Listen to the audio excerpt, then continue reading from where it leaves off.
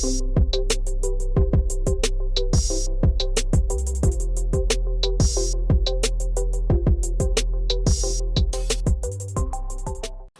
paz do Senhor, meus amados irmãos, graças nós damos ao Senhor por mais esta oportunidade que Ele está nos proporcionando. Nós vamos iniciar através de uma oração.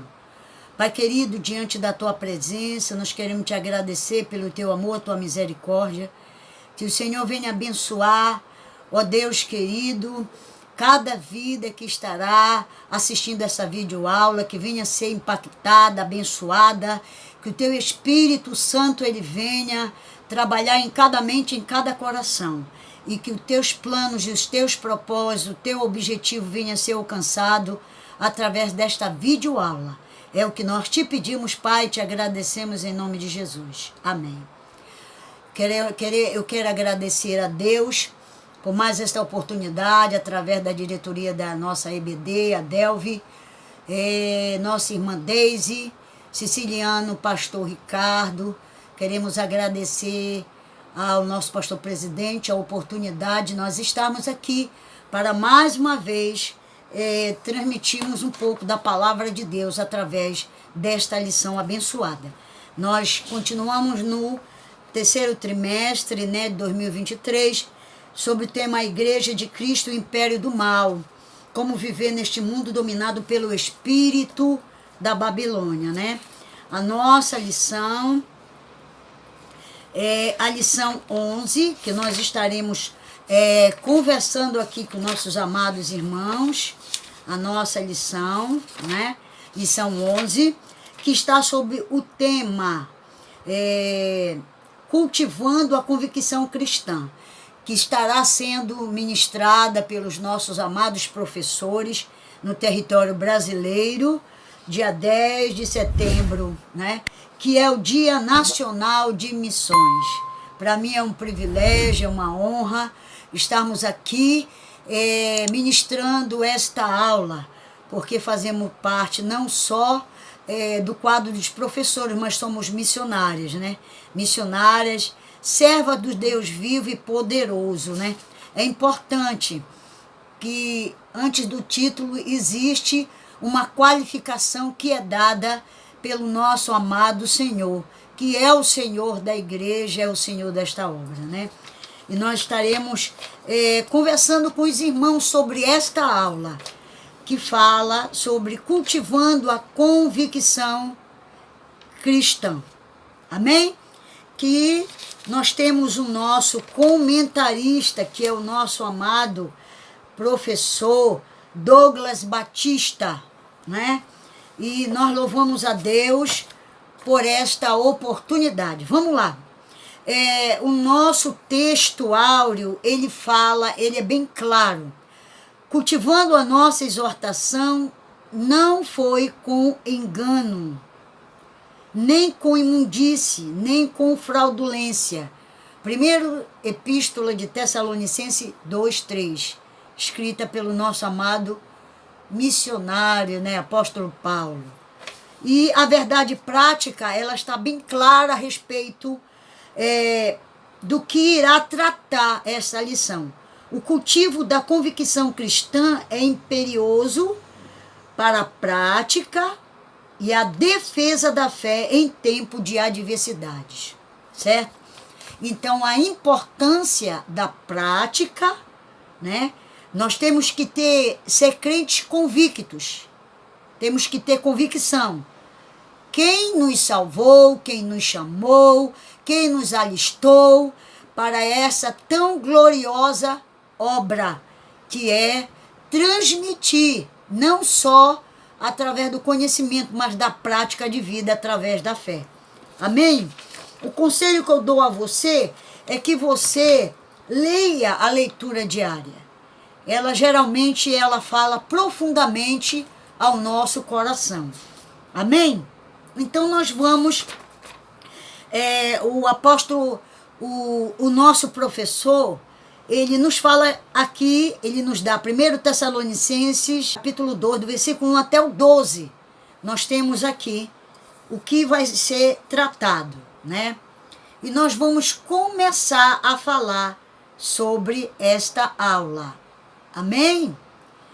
Glória a Deus.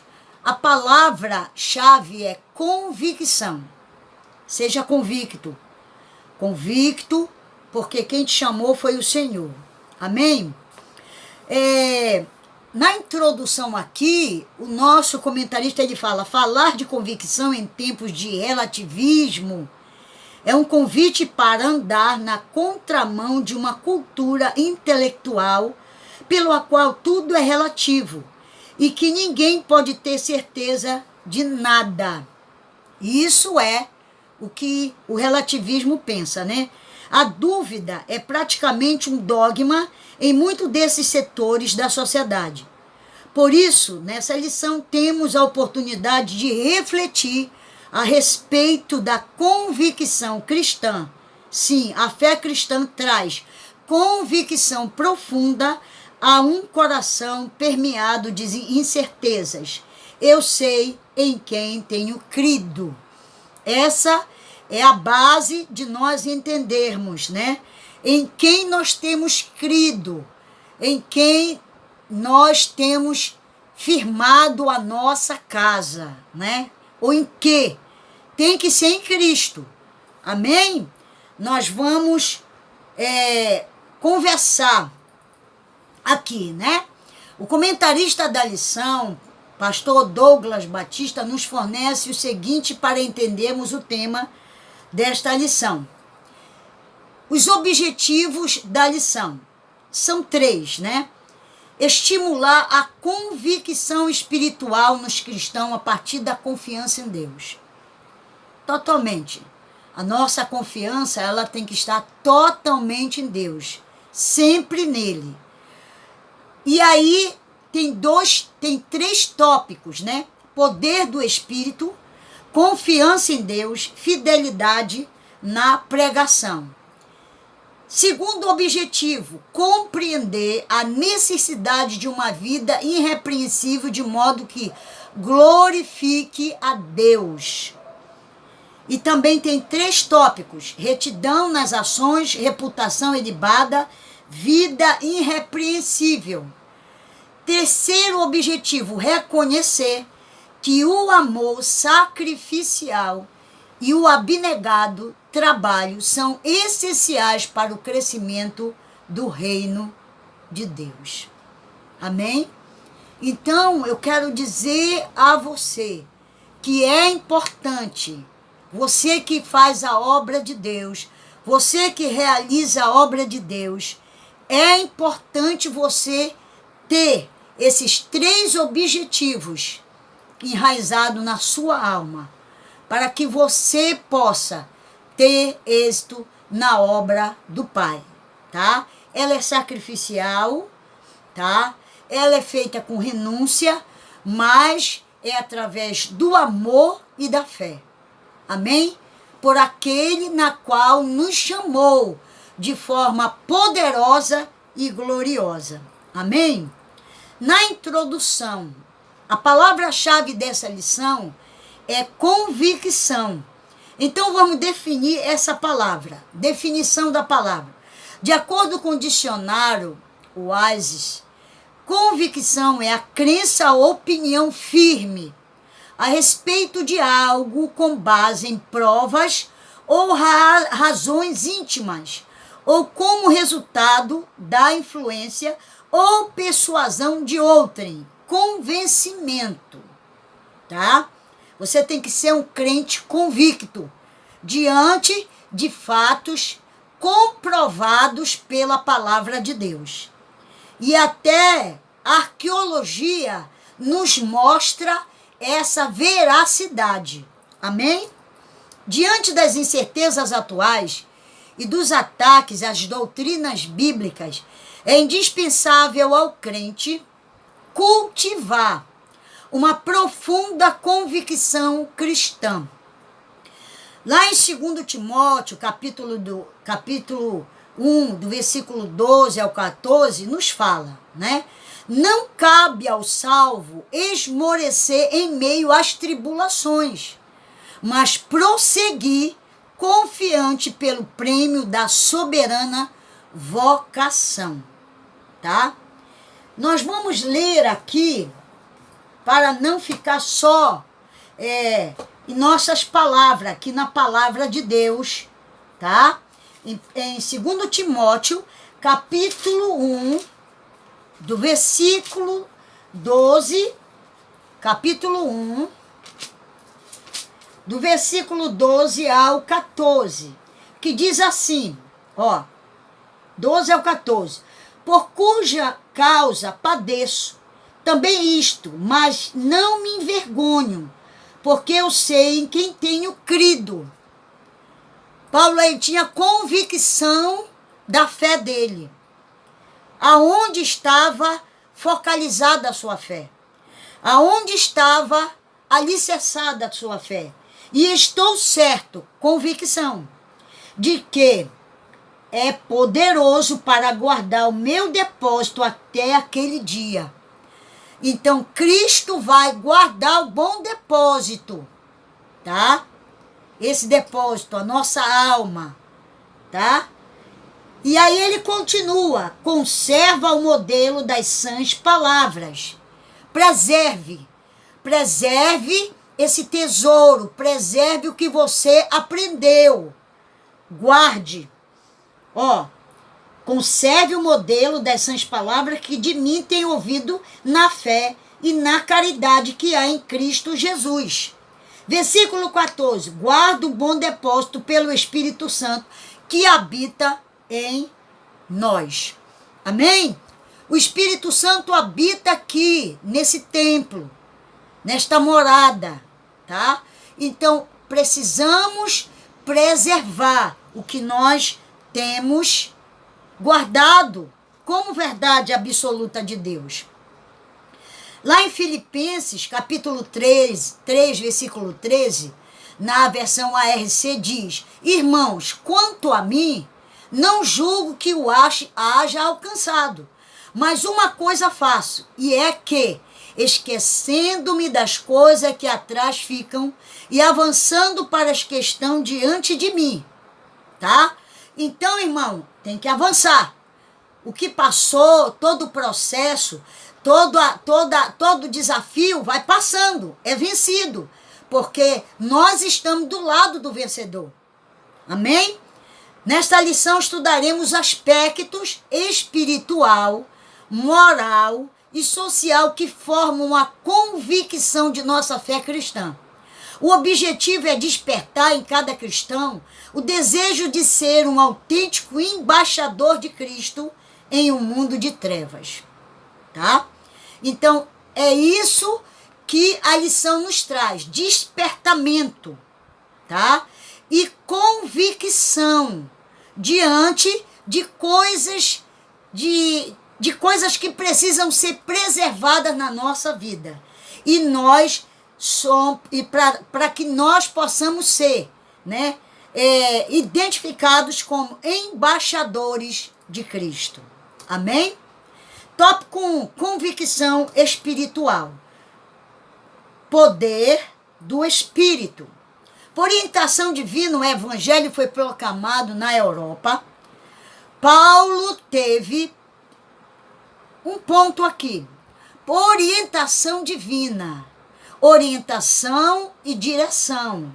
Não se esqueça dessas duas palavrinhas. Orientação e direção.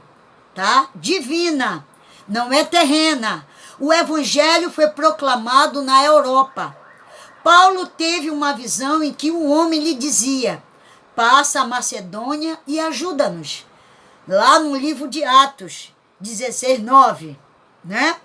Então nós vimos aqui que ele queria ir para um lugar, mas o Espírito Santo de Deus interviu e deu a orientação e a direção. Orientou e direcionou. Não se esqueça dessas duas palavras. A partir dessa revelação, a mensagem da cruz foi anunciada em Filipos e depois em Tessalônica. Lá no livro de Atos, capítulo 16, do 10 ao 12, do 17 ao 1. Nós vemos isso. tá? Orientação e direção. De quem? Da terceira pessoa da Trindade, que hoje está à nossa disposição. Mora em nosso coração, né?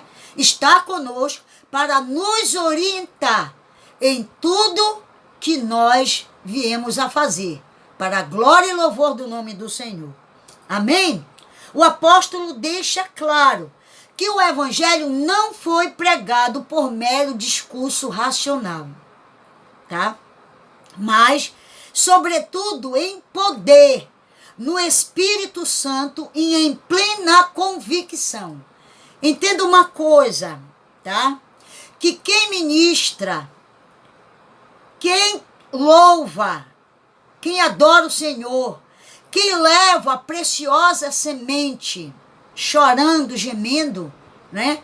Ele leva sobre a orientação e a direção do Espírito Santo de Deus, tá?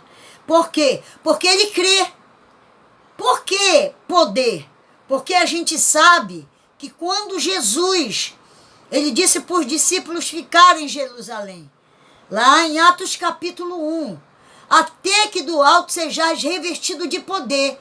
É um revestimento, é uma autoridade, é um poder para que você tenha êxito naquilo que você vai fazer. Quem te dá essa capacitação é o Espírito Santo de Deus. O Espírito Santo de Deus te capacita para você executar e fazer a obra do Pai. Amém? Nós vamos ler aqui, rapidinho, em Tessalonicenses, né? Nós vamos ler aqui, amém? Rapidinho, o que o Senhor, ele fala para nós aqui. Primeira epístola que Paulo escreveu aos Tessalonicenses, capítulo 1, versículo 5. Olha o que ele diz. Porque o nosso evangelho, o evangelho é nosso, né? Ele foi conquistado. Porque o nosso evangelho não foi a voz somente em palavras, conhecimento, né? Mas também em poder. E no Espírito Santo em muita certeza, como bem sabeis, quais fomos entre vós, por amor de vós. Então entenda, conhecimento é bom, é excelente, faz parte. Mas tem que haver autoridade, poder, para que você tenha êxito naquilo que o Senhor te direcionou. Amém? Paulo aqui explica que não transmitiu ou apresentou o evangelho de forma puramente lógica ou intelectual, né? Ou argumentativa, sem o poder transformador e a convicção espiritual que deveriam acompanhar a mensagem. Paulo fala também, lá na carta à igreja em Roma, capítulo 1, 16, que o evangelho que ele abraçou era poder de Deus. Então só fala disso quem passou pela experiência. Entendeu? Tem que passar pela experiência sobrenatural de Deus. Porque é necessário. Aquilo que precisa ser removido da nossa vida para nós termos mais êxito na obra, na direção e na orientação do Espírito Santo de Deus, nós precisamos disso. Amém? Poder de Deus. E o mais interessante aqui, que o poder é transformador, a pessoa ela não vai ficar da mesma maneira. Entendeu? E você vê que tudo acompanhava. É importante, é como se fosse um combo. É como se fosse, sabe, é um combo, né? Mas do céu, para você executar a obra do Pai. Amém? Nesse evangelho, nesse caso, o evangelho foi ministrado com ousadia, no poder do Espírito, de modo que resultou na salvação e libertação dos Tessalonicenses. Tá? A gente vê a referência, 1 Tessalonicenses, de 1, de 6 a 10. Certo? A salvação e a libertação. É esse evangelho que nós precisamos resgatar. tá? Chega sabe, de fantasia, de conversa fiada. Tem que ter o poder de Deus. Eu acredito no poder de Deus, tá? A minha família viveu o evangelho poderoso, transformador de Jesus Cristo. Porque o evangelho não é de uma denominação, não é de uma igreja. O evangelho é de Cristo, é de Deus, é do reino. Naitou e açoe. Glória! Assim podemos afirmar que na ausência de convicção espiritual, a palavra de Deus é reduzida a mero intelectualismo humano e o seu resultado é ineficaz na transformação de vidas. Não produz, sabe? Por que as pessoas ficam desanimadas? Por que às vezes elas querem parar? Porque precisa da atuação do Espírito Santo. Poderoso, anato, precisa, como a igreja precisa dessa pessoa tão amada e desejada, atuando na igreja, no ministério, nas irmãs, nos jovens, nas crianças, em cada departamento da igreja precisa disso.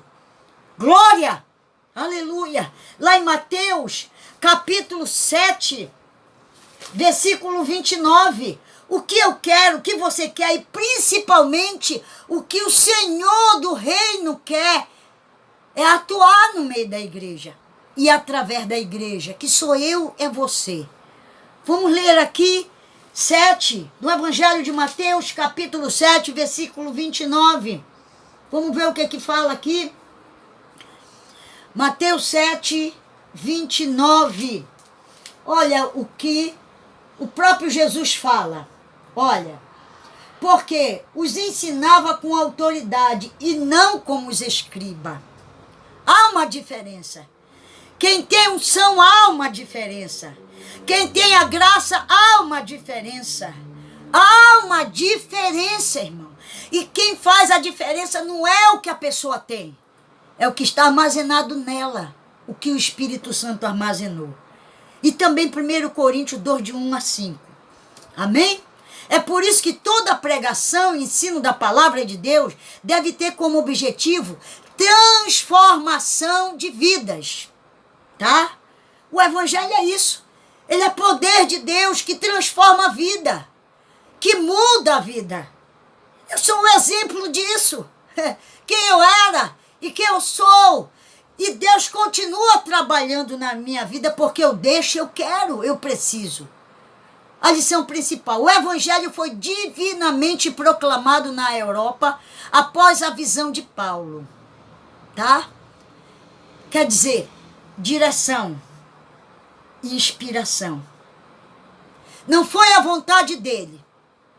Antes ele ia para onde ele queria, ou para onde mandavam. Mas é a orientação e a direção do Espírito Santo de Deus. Pregado com poder e convicção, não só racionalmente. Trouxe salvação e libertação em Tessalônica. Sem convicção espiritual, a palavra é apenas intelectualismo. Não se esqueça disso. Tá? Amém? Segundo, confiança em Deus. O apóstolo declara que mesmo tendo padecido, sido agravados em Filipos, 1 Tessalonicenses 2, parte A, sua fé não estava abalada. Às vezes, né, missionário ele fica um pouco abaladão, abalo sísmico assim, às vezes ele fica, né? Mas aí o Espírito Santo vem e segura o missionário. Ele se refere à perseguição sofrida antes de pregar em Tessalônica. Paulo e Silas tinham sido publicamente espancados com varas e em seguida lançados no cárcere interior com os pés num tronco. Preste atenção, isso não é historinha, isso não é ficção, tá? Isso é fatos reais. Isso, eles passaram por isso. Eles apanharam mesmo publicamente, entendeu? Ó, bateram nele. Você pensa que o cristão, missionário, aquele que o Espírito Santo envia, direciona, ele não vai passar por essas coisas? Passa. A gente vê quantos países, a gente não vai falar, numerar aqui, mas muitos países perseguem e muitos missionários sofrem, crentes sofrem, não só missionário, não só pastor missionário, sofrem por amor ao evangelho e não negam. Por quê? Porque o bom depósito não é afetado. Amém? Paulo e Silas tinham sido publicamente espancados com as varas. Em seguida, lançado no cárcere interior com os pés no tronco. Irmão. E a gente passa uma coisinha, aí quer sair da igreja, aí quer... Não é nada disso, né? Não estão preparados. Eu peço a Deus, nas minhas orações, que o Espírito Santo de Deus, ele capacite a igreja para que ela venha a ter essa convicção, essa certeza, para que não negue o Senhor. Amém? Todavia, apesar de feridos, perto da meia-noite, oravam e cantavam hinos a Deus. Olha, situação difícil, né? Mas a alegria do Senhor é a força deles. Alegria do Senhor. Em Atos, no livro de Atos 16, 25, fala sobre isso. Após essa severa provação, não esmoreceram, mas impelidos pelo Espírito, vieram a Tessalônica. Preste atenção. Direcionados, guiados. Não faça nada sem a orientação e a direção do Espírito Santo de Deus. Porque ele vai te garantir. Ele vai te orientar. Amém? Continuar a fazer a obra do Pai. Nessa perspectiva, somos encorajados a não desfalecer na pregação do Evangelho, mas confiados em Deus, jamais recuar, mesmo diante das ameaças de prisão e de morte. Apocalipse 2:10. Constantemente somos ameaçados, né? De várias maneiras, de várias metodologias, porque o adversário, ele só muda o método, né? Mas ele é sutil, ele é sagaz. Mas o nosso Deus é inteligente, sabe? Para nos revelar, para nos mostrar, ó, é o inimigo da nossa alma. Amém? Então não recue, não desfaleça, permaneça na posição que Deus te chamou, tá? Sede firme e constantes. Tenha firmeza, convicção, ousadia e sempre abundantes na obra do Senhor. Amém? Lição principal. Após sofrer perseguição em Filipos, Paulo e Silas não desistiram. Não pode haver desistência. Tem um corinho que diz: quem for medroso do caminho volta, né? Quem for medroso do caminho volta. Quem for medroso do caminho volta. Deus chama varão valoroso, varoa valorosa e trabalhador. Então entenda, mulheres e homens, homens e mulheres valorosos diante da obra do Senhor, tá? Após sofrer perseguições em Filipe, Paulo e Silas não desistiram, mas oraram e louvaram a Deus, tá? Isso nos motiva a perseverar na pregação do Evangelho, confiantes em Deus sem recuar diante dos desafios. Amém? Desafios tem? Tem. Peleja tem? Tem. Guerra tem? Tem. Mas maior é aquele que está em nós do que aquele que está no mundo. Amém? Revestivos de toda a armadura de Deus. Se revista. E aí esteja sob a orientação e a direção do Espírito Santo de Deus. Terceiro, fidelidade na pregação. O apóstolo dos gentios assegura que o evangelho anunciado em Tessalônica não foi com engano, nem com imundícia, nem com fraudulência. Viu? Engano, imundícia e fraudulência, tá?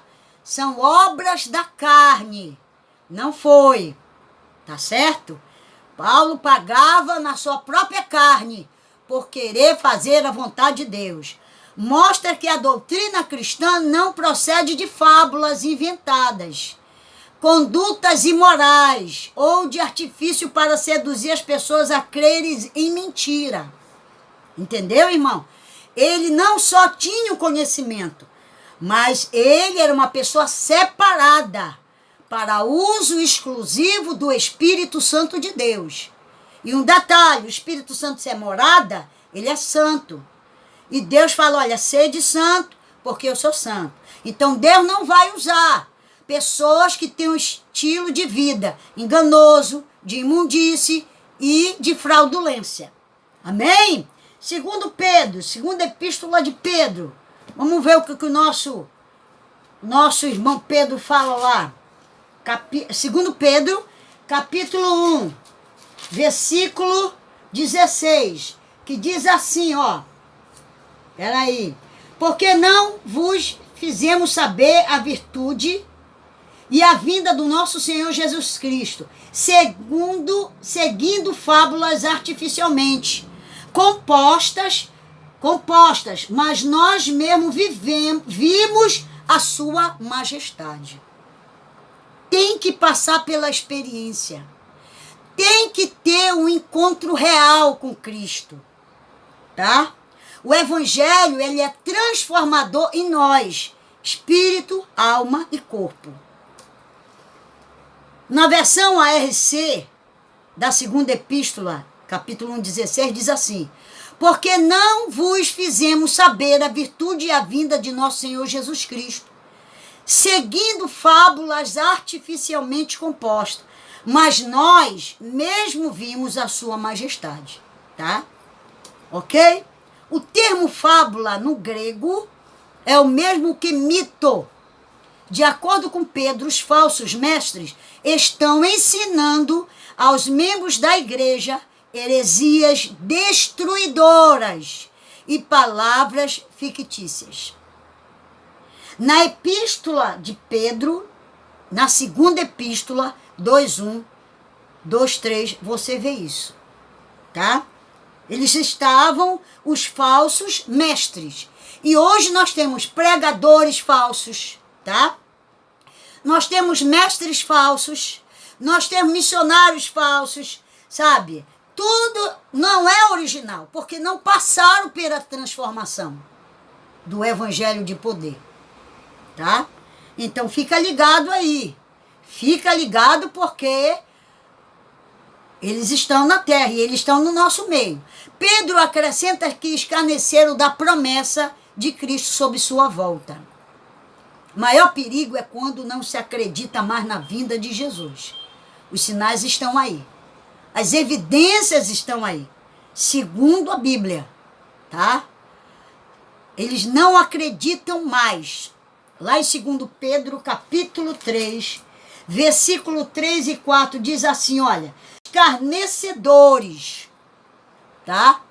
Escarnecedores, ok?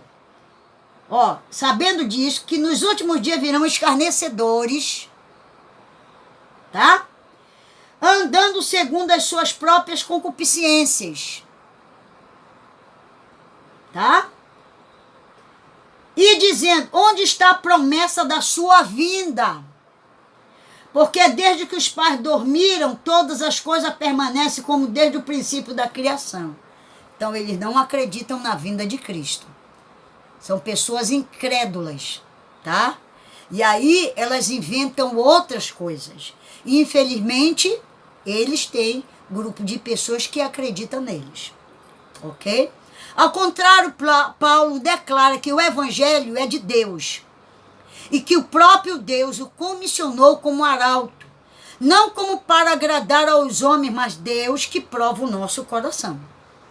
Né? Lá em Tessalonicenses, capítulo 2, versículo 4, parte B, fala. Dessa forma, o propósito do apóstolo não era o de satisfazer seus ouvintes. Hoje, né? Eu ouvi uma pessoa conversar e ela disse assim que os pregadores estão falando o que o povo quer ouvir. Nananina, não. Então, esses são mestres falsos, pregadores falsos.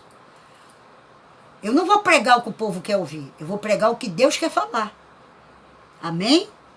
Então, não me chame para pregar o que você quer ouvir, ou o que o povo quer ouvir. Eu vou pregar o que Deus quer falar. Amém? Dessa forma, o propósito de Paulo não era de satisfazer seus ouvintes com falsos discursos.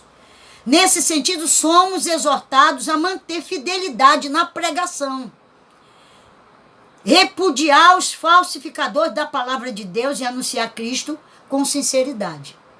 É essa a nossa função. Amém? Segundo Coríntios, capítulo 2, versículo 17, a RC fala assim: porque nós não somos como muitos falsificadores da palavra de Deus. Antes falamos de Cristo com sinceridade, como Deus na presença de Deus, tá? Nós estamos diante de Deus, tá? E somos representantes dele, do reino dele. Por isso não pode haver, tá? Nada falso em nós. O termo falsificadores nesse contexto refere-se àqueles que deturpam e manipulam a mensagem do Evangelho com intenções distorcidas. Paulo enfatiza que ele e seus companheiros não fazem parte desse grupo que distorce a palavra de Deus para benefício pessoal ou objetivos egoístas, tá? São pessoas que elas visam seus próprios interesses, tá? Benefício pessoal e objetivos egoístas são pessoas que pensam nela mesmo. Elas não querem saber do outro. Elas estão pensando nelas, tá? Ao usar esse termo, Paulo está apontando para pregadores itinerantes que vendiam uma versão diluída do evangelho, como se fosse uma mercadoria, visando lucro próprio. Embora Paulo não mencione quantos eram, a palavra muitos sugere que esses pregadores estavam em diversos lugares, além de Corinto. Tá, irmão? Então é muito sério a palavra de Deus. Deus vai colocar o ponto final nisso daí. Olha, todos nós iremos prestar conta diante do tribunal de Cristo, daquilo que fizemos e não fizemos. Lição principal. Paulo assegura que o evangelho de Tessalônica não é enganoso, mas, Paulo assegura que o evangelho de Tessalônica não é enganoso, nem imoral, mas de Deus. Ele não busca agradar pessoas, mas a Deus. Devemos ser fiéis na pregação, rejeitar distorções da palavra e anunciar Cristo sinceramente, né? Há pouco tempo eu fui chamada para ministrar e interessante. A pessoa comentando com outra pessoa e a pessoa falou comigo que eu falei pesado, que eu falei isso assim. Eu disse glória a Deus, né? Eu agradeci a Deus porque o dia que eu subi no púlpito para agradar, eu estou em perigo. Eu estou em perigo, entendeu? Então Deus é tremendo, é forte. Amém? Sinopese 1. Sem ação poderosa do Espírito, a pregação é incapaz de transformar vidas, tá? Não adianta. Sem a ação do Espírito Santo. Tópico 2, convicção moral. Em termos gerais, os valores que regulam a conduta de uma pessoa denomina-se ética. 1 Pedro, Epístola de Pedro, capítulo 1, versículo 15. Tá? Veja bem. Capítulo 1, versículo 15. Olha o que diz a palavra de Deus aqui. Mas como é santo aquele que vos chamou, sede vós também santo em toda a vossa maneira de viver. Prática de vida. Né? Missionário, aquele que leva a preciosa e doce semente da palavra de Deus, ele precisa ter uma vida santa, tá? E a prática dessa conduta recebe o nome de moral. Nessa concepção, a obediência aos princípios bíblicos reflete o caráter de um cristão. Romanos 12, 2, tá? Então, o caráter, ele reflete quem nós somos, com quem nós parecemos, tá? Então entenda uma coisa, pelo fruto se conhece a árvore. Não tem como fazer diferente, ok? Primeiro, retidão nas ações. A conversão opera a transformação moral na vida do crente salvo. 2 Coríntios 5,17. Assim que se alguém está em Cristo, nova criatura é. As coisas velhas já passaram, eis que tudo se fez novo. Então não adianta, irmão. Eu não posso aceitar Jesus e permanecer da mesma maneira. Não, o evangelho é transformador. É mudança. É poder de Deus. Tá? Tudo que é velho fica para trás. O crente é uma nova criatura, renovada segundo a imagem de Cristo, que compartilha da sua glória, que experimenta a renovação do conhecimento, do entendimento, que vive em santidade. Então, irmão, essa mudança quem faz é o evangelho transformador de poder. Desse modo, a Bíblia orienta, dentre outras recomendações, a deixar a mentira e falar a verdade. Deixar o furto ser honesto. Não pronunciar palavras torpes e dizer apenas o que edifica. Entendeu? Ok? Então, irmão, o crente, ele não pode estar mentindo não, hein? Crente que uma hora fala uma coisa, a palavra do crente assim ensina não, que passa disso é procedência maligna. Primeiro, retidão nas ações. A conversão opera a transformação moral na vida do crente salvo. Tá? Assim que se alguém está em Cristo, nova criatura é. E as coisas velhas já passaram, e eis que tudo se fez novo. O crente é uma nova criatura, renovada segundo a imagem de Deus, que compartilha da sua glória, que experimenta a renovação do conhecimento, do entendimento e que vive em santidade. Então, o cristão, ele não pode, de forma nenhuma, estar em pecado e querer fazer a obra de Deus. Não, alguma coisa está errada. Desse modo, a Bíblia orienta, dentre outras recomendações, a deixar a mentira e falar a verdade. Deixar o furto e ser honesto. Não pronunciar palavras torpes e dizer apenas o que edifica. Tá? Então, nós vemos aí, irmãos, que o crente não pode estar mentindo. Tá? E não pode roubar de forma nenhuma. Deus não quer isso para a vida dele. Tá? E nem chamar palavrão. Palavras torpes são palavrões.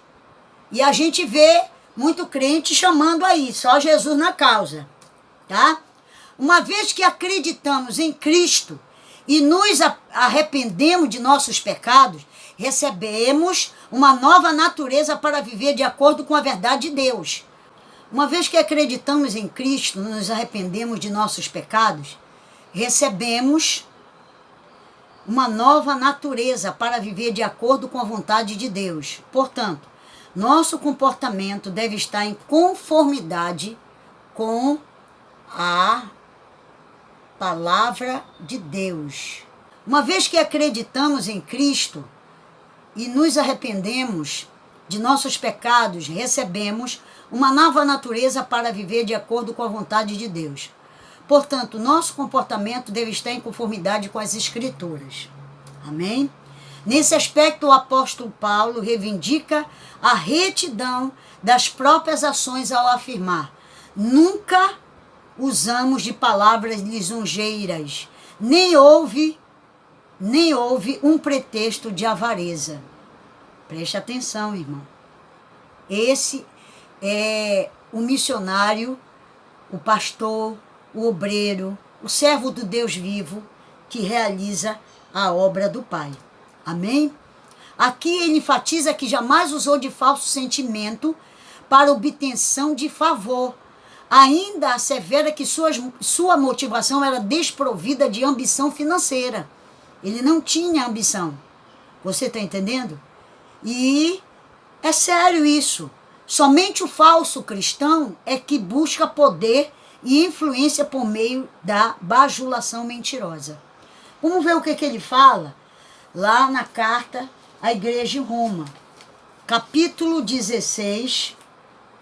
Eu prefiro a palavra, porque a palavra nos liberta, né? 18, versículo 18. Porque os tais não servem a nosso Senhor Jesus Cristo, mas ao seu ventre, e com suaves palavras e lisonjas enganam o coração dos simples. É muito sério, irmão.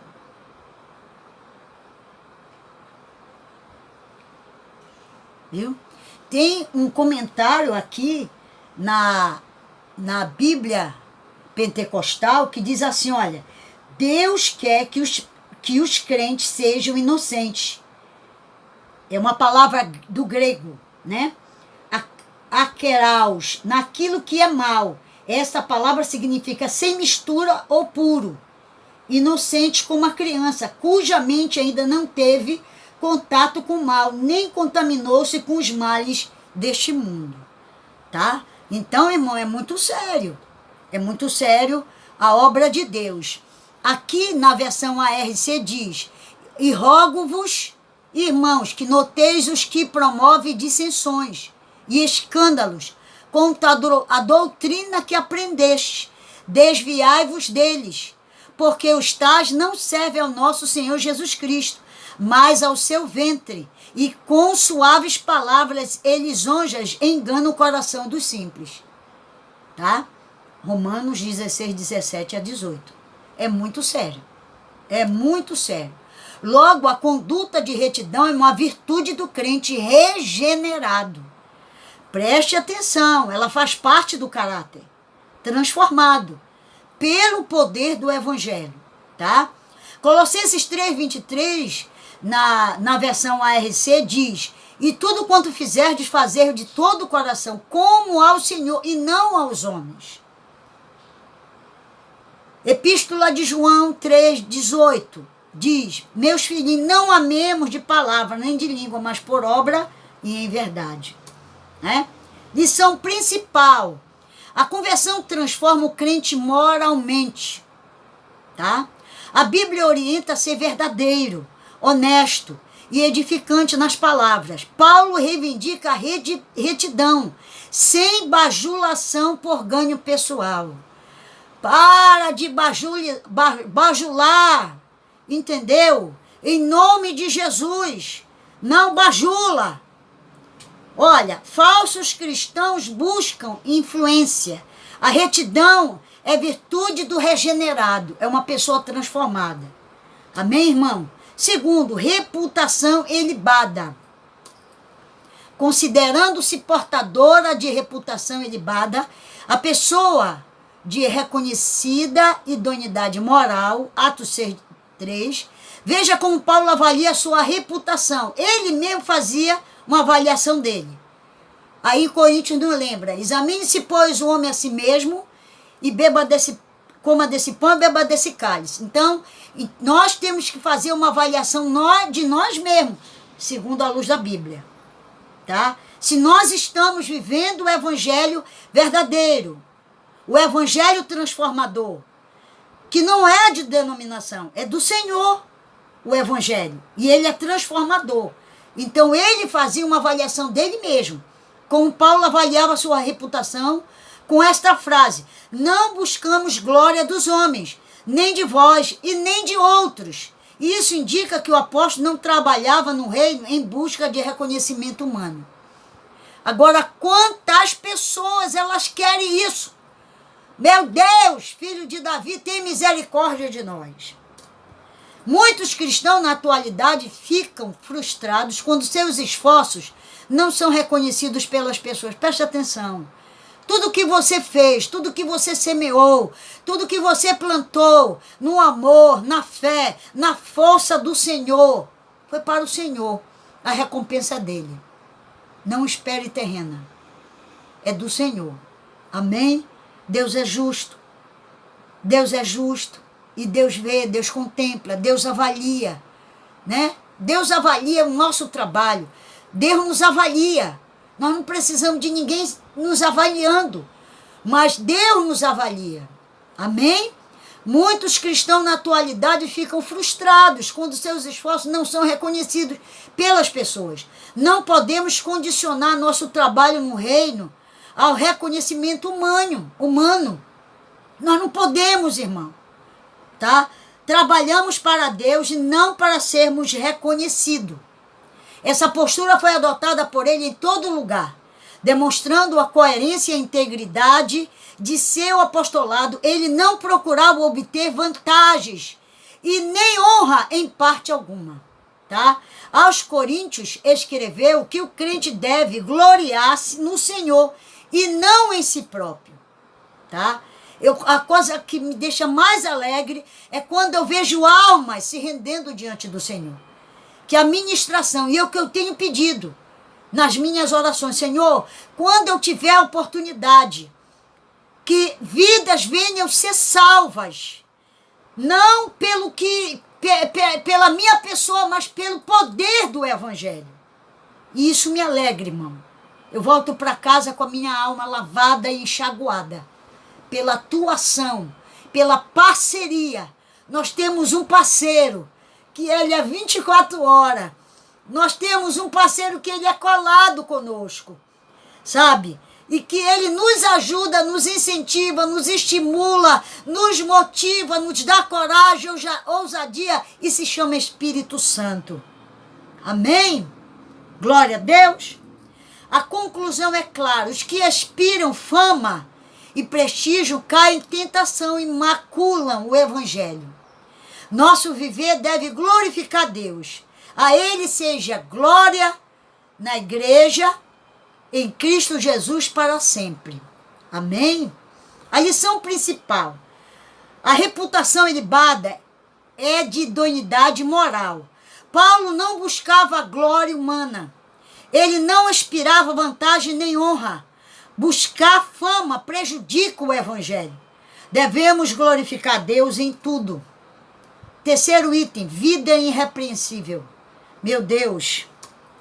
O objetivo irrepreensível, ou seja, o adjetivo irrepreensível, denota uma conduta que não pode ser censurada. Ali vai um homem de Deus. Ali vai uma mulher de Deus. Nesse contexto, o apóstolo invoca a Deus e a igreja em Tessalônica como testemunhas de sua postura santa, justa e irrepreensível. Tá? Então, as pessoas, elas sabem da sua conduta. Tá? Quantas vezes? Aquilo não é um homem de Deus, não. Aquilo não é uma mulher de Deus, não. Entendeu? Então, as pessoas, elas vão falar quem é você. Quem é da sua família, né? Quem é da sua igreja, do seu trabalho. Amém? Glória a Deus. Então, a gente vê aqui a postura, né? As testemunhas, elas verem a postura do crente, do missionário, do pastor, do profeta, né? A postura dessa pessoa. Entendeu? É pela conduta, é pela moral dessa pessoa. Santa, justa e irrepreensível. Essas dignações implicam obediência, tá? Designações implicam obediência nas questões morais. Atitude de retidão exemplar e conduta sem motivo algum de reprovação. Tá? Então entenda uma coisa: quem nos aprova é Deus, mas com testemunhas.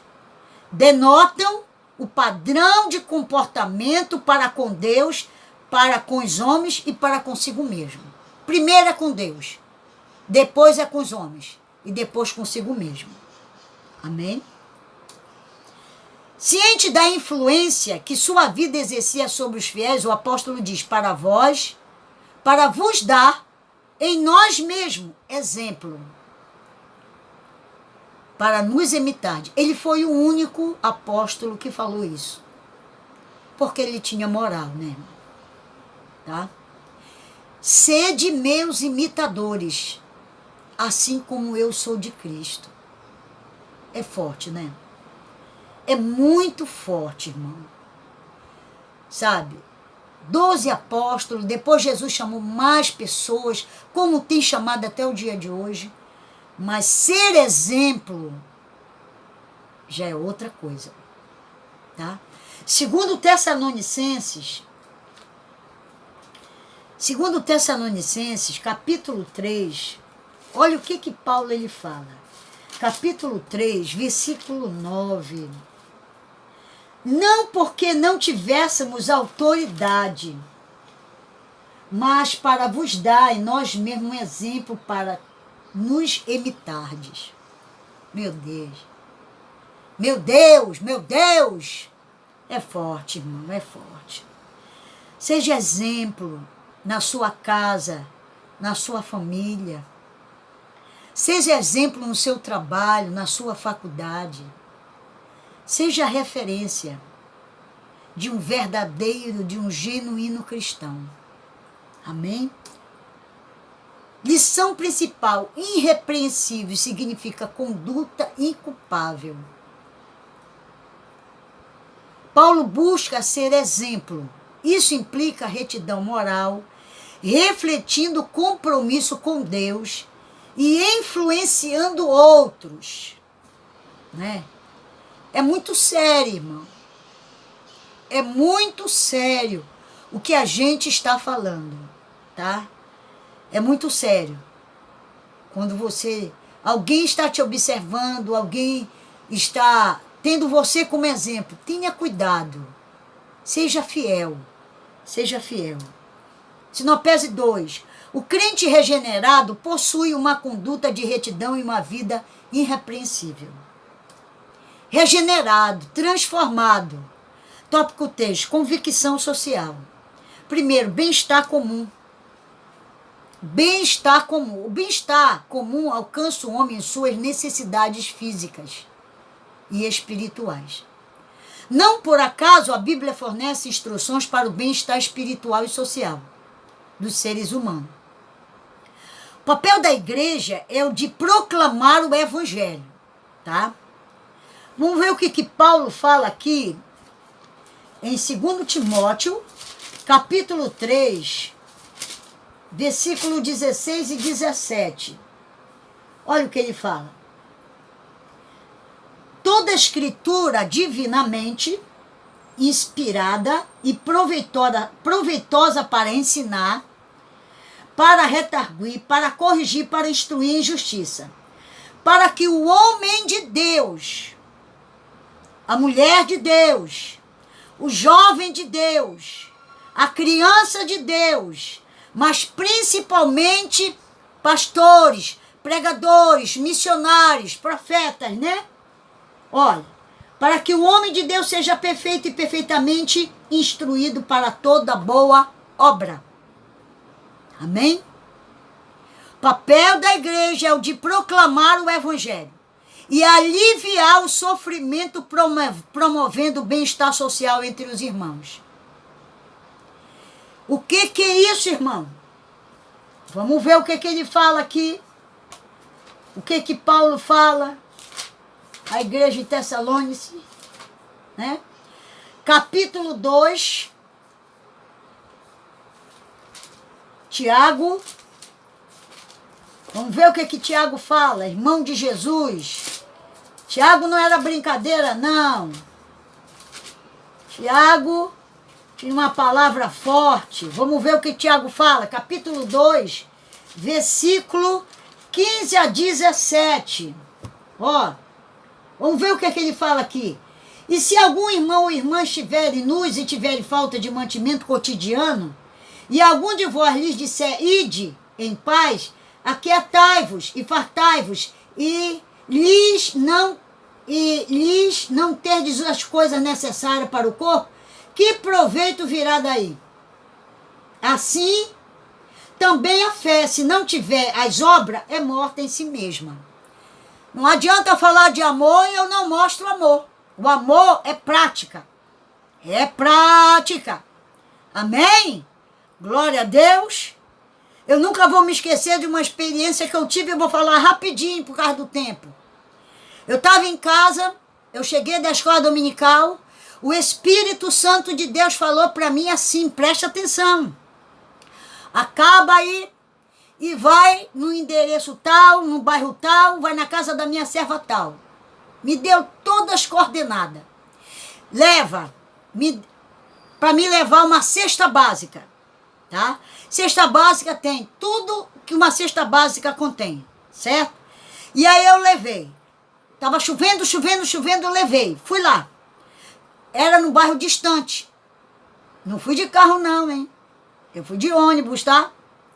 Cheguei lá, a chuva tava torrencial. Chamei a irmã mora sozinha. E eu levei a cesta. Não fui de carro particular, hein? Fui de ônibus.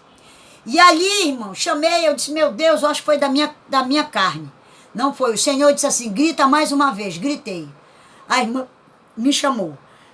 Para resumir, entrei na casa da irmã com a cesta, e aí dei a paz do Senhor e tal, e ela tinha acabado de levantar da oração. E aí eu perguntei para ela, irmã, tá tudo bem e tal? Aí eu disse, irmã, Deus mandou vir aqui para te trazer essa cesta.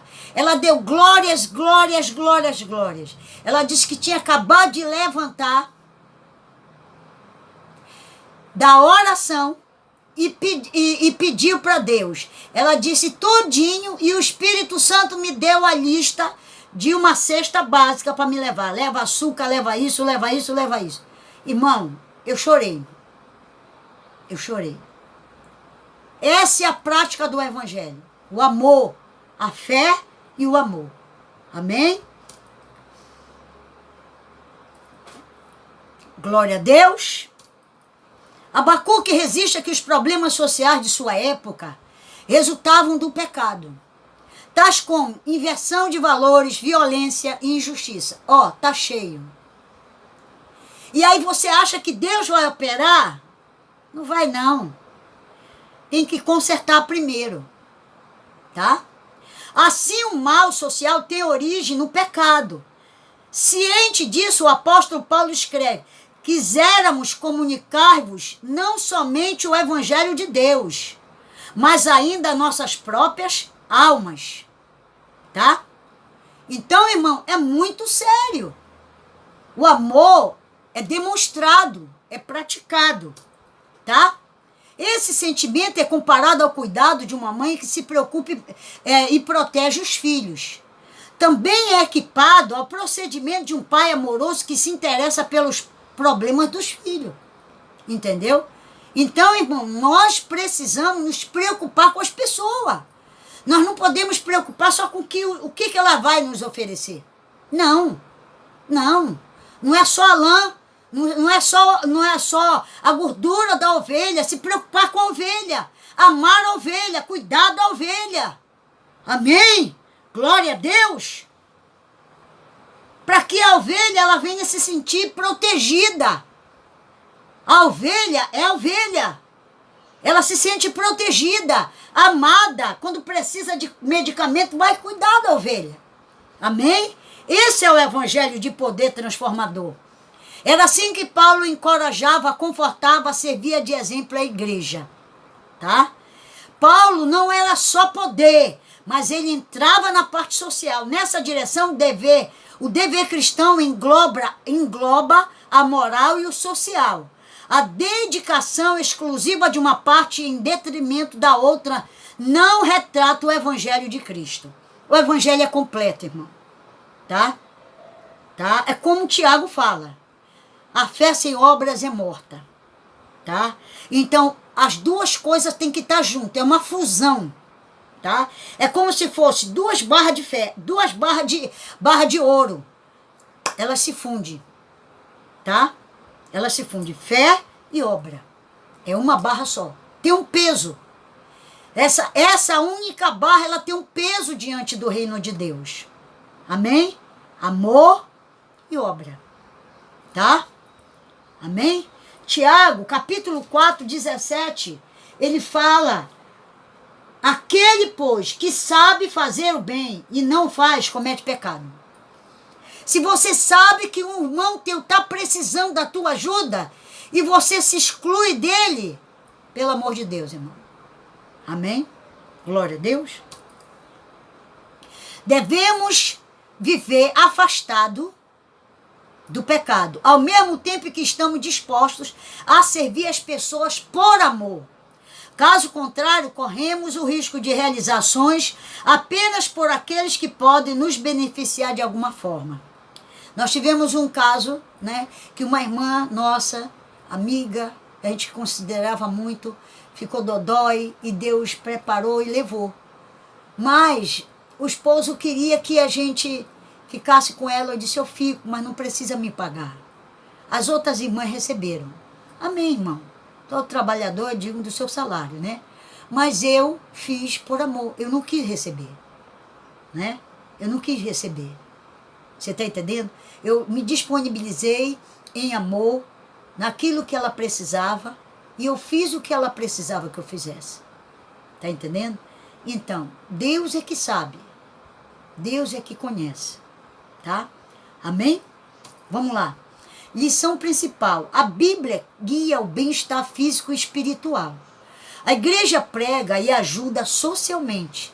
O pecado gera males sociais. Paulo se comparou a mãe e pai atenciosos. O dever cristão abrange moral e social. Paulo se considerava pai e mãe. Às vezes, a pessoa precisa de um pai, às vezes precisa de uma mãe. Amém? Segundo, dedicação altruísta. O apóstolo se dedicou com profundo altruísmo na propagação do evangelho. Atos 20, 24. Apesar do direito inerente ao seu apostolado, ele decidiu nada receber, ainda que podíamos, como apóstolos de Cristo, servos pesados. Entendeu? Ele não queria receber. Tinha algumas igrejas que ajudavam ele, né? Mas tinha umas que ele não gostaria de receber, tá? O que Atos capítulo 20, que nos ensina muito, é os atos da igreja, mas a gente coloca o nome que são os atos do Espírito Santo na igreja, tá? Vamos ler aqui. É os atos do Espírito Santo na igreja. 20, 24. Atos 20, 24. Mas em nada tenho a minha vida por preciosa, contanto que cumpra com alegria a minha carreira e o ministério que recebi do Senhor Jesus para dar testemunho do Evangelho da graça de Deus. Né? Isso é isso que ele fala. A vida dele não era tão importante. Não é isso? Então, irmãos, é muito sério. Nesse caso, temos uma decisão pessoal de Paulo em um ensinamento doutrinário. Ele usa essa recusa em receber qualquer tipo de benefício para se defender daqueles que o acusavam de estar buscando vantagens pessoais. Entendeu, irmão? Então, irmãos, é sério. As pessoas, às vezes, pedem o nosso Pix para nos abençoar. Não que a gente peça, aí eu dou o Pix. Entendeu? Porque elas querem nos abençoar. Não que a gente peça. Entendeu? Assim sendo, para promover o necessário sustento, o apóstolo valeu-se de seu ofício de fabricante de tendas. Acerca disso, recordava aos irmãos do seu trabalho e fadiga, pois trabalhando noite e dia para não sermos pesada a nenhum de vós, para não se tornar um fardo para a igreja. Ele se desgastou numa atividade laboral extenuante. Então, veja bem, o que é legal, o que não é legal, não é legal. Amém? Então ele deixa bem claro aqui, ok? Aqui é importante ressaltar que a Bíblia não condena a provisão financeira para os obreiros, tá? Pois o próprio apóstolo escreveu que aos que anunciam o evangelho, ele mesmo escreveu isso, inspirado pelo Espírito Santo, que vivam do evangelho e que é digno o obreiro do seu salário, tá? 1 Coríntios capítulo 9, versículo 14. Ok? 1 Coríntios capítulo 9, versículo 14. Ele fala que vivam do evangelho, tá? E que todo trabalhador é digno do seu salário. Ele falou isso para Timóteo, porque certamente Timóteo vivia do evangelho, Amém? Meus queridos, nós vamos estar concluindo aqui a nossa lição. A gente entende que nesse sentido, aprendemos que o amor sacrificial e o trabalho voluntário desprendido são essenciais para o crescimento do reino e devem fazer parte de uma profunda convicção cristã, como contraponto claro ao espírito da Babilônia, que é o oposto do altruísmo cristão. Então a gente entende que realmente tem que haver um amor sacrificial, né? Tudo tem um preço, né? Jesus pagou o preço por cada um de nós, mas a sua obra tem um preço. Para nós concluirmos, Paulo foi submetido a uma série de provações, assim como tem vários missionários, pastores que têm pago o preço, né, da obra do Senhor. Uma série de provações durante o seu ministério. Não bastante, ele nos deixou exemplo de intensa convicção de nossa eleição, porque nós fomos eleitos pelo Senhor, né? Destacando-se sua convicção espiritual, resultante do poder do Espírito, sua convicção moral, com reflexo do temor a Deus, e sua convicção social demonstrada pela abnegação em servir, ratificando-se que em nossos dias carecemos dessa firme convicção em defesa dos interesses do reino de Deus. Então, irmãos, a gente sabe que essas três coisas, elas têm um preço, né?